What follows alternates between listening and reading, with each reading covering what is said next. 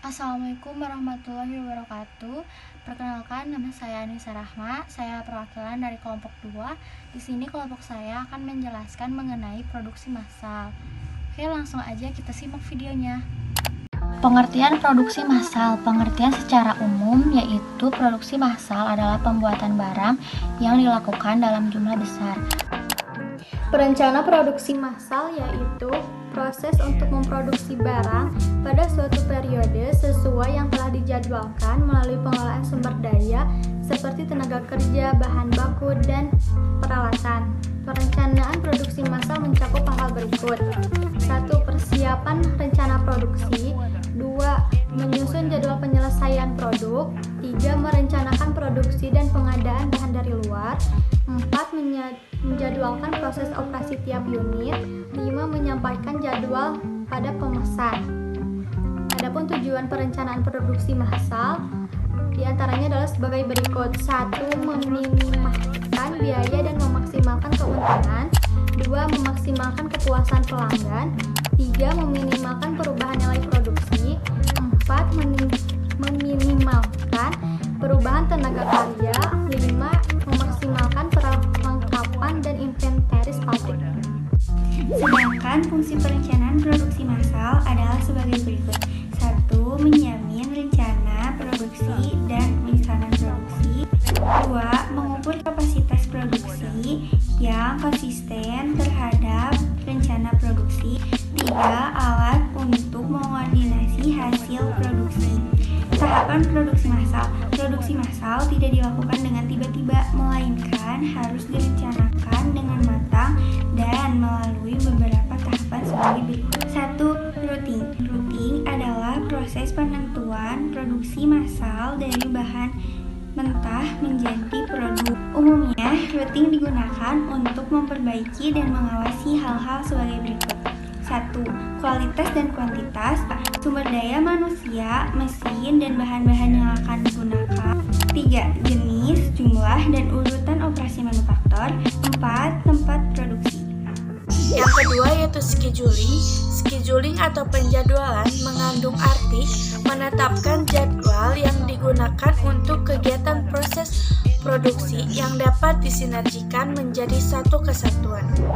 Adapun tujuan dari scheduling yaitu yang pertama, mengetahui jumlah pekerjaan yang harus diperbaiki. Yang kedua, membuat daftar prioritas operasi manufaktur yang berbeda.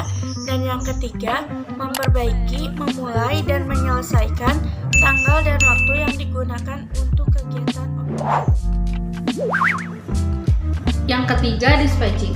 Dispatching merupakan tahapan dimulainya proses produksi. Pada tahapan ini, ada beberapa hal yang harus diatur, diantaranya: yang pertama, bahan, alat, perlengkapan, dan lain sebagainya yang dibutuhkan. Yang kedua, perintah, instruksi, gambar, dan lain sebagainya untuk memulai pekerjaan. Yang ketiga, memelihara catatan yang tepat dari awal dan menyelesaikan setiap pekerjaan tepat waktu. Yang keempat, berpindah pekerjaan dari proses lainnya sesuai jadwal. Yang kelima, memulai prosedur kontrol. Yang keenam, mencatat waktu mesin. Dan yang terakhir, tindakan lanjut. Poin terakhir atau yang keempat yaitu follow up. Follow up merupakan tahapan ditetapkan dan ditentukannya berbagai macam kegiatan. Tujuannya adalah mengkoordinasikan semua perencanaan produksi agar produksi berjalan dengan lancar. Penerapan produksi massal yang benar. Ketika akan melakukan produksi massal suatu produk, perlu dilakukan perencanaan produksi yang sangat matang yang meliputi beberapa kegiatan sebagai berikut. Yang pertama, menentukan produk yang akan diproduksi secara massal. Yang kedua, menyaring ide dan gagasan. Yang ketiga, membuat desain produk. Desain produk adalah rancangan bentuk yang memiliki nilai, kegunaan, serta dapat memenuhi kebutuhan konsumen.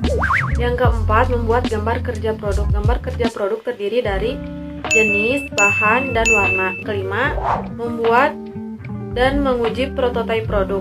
Langkah ini dilakukan sebelum pembuatan produk secara massal dan dilemparkan ke pasar. Tujuannya untuk mengetahui kekurangan dan kelebihan suatu produk tersebut. Dan yang keenam, membuat produksi secara massal. Setelah lulus uji prototipe, Kemudian selanjutnya membuat produk secara massal dengan memperhatikan bentuk, jumlah, dan pendistribusian produk tersebut.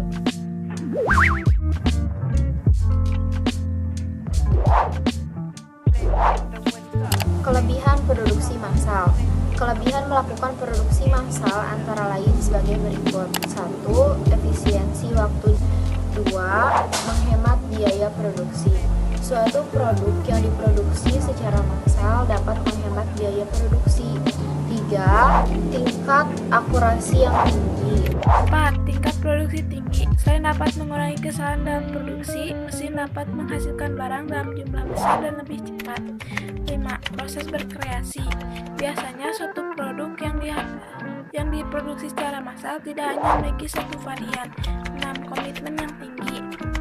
Dalam produksi massal dibutuhkan komitmen yang tinggi dari sumber daya manusia, terutama dalam hal waktu dan usaha yang diberikan. Tiap kelebihan tentu ada kekurangan. Berikut adalah kekurangan pada produksi massal. Yang pertama adalah terlalu kaku karena biasanya produksi massal dilakukan oleh mesin yang telah dirancang khusus, sehingga bila ada kesalahan pada mesin, tentu bakal ada kesalahan pada desain produk. Yang kedua adalah varian terlalu sedikit atau kekurangan varian produk.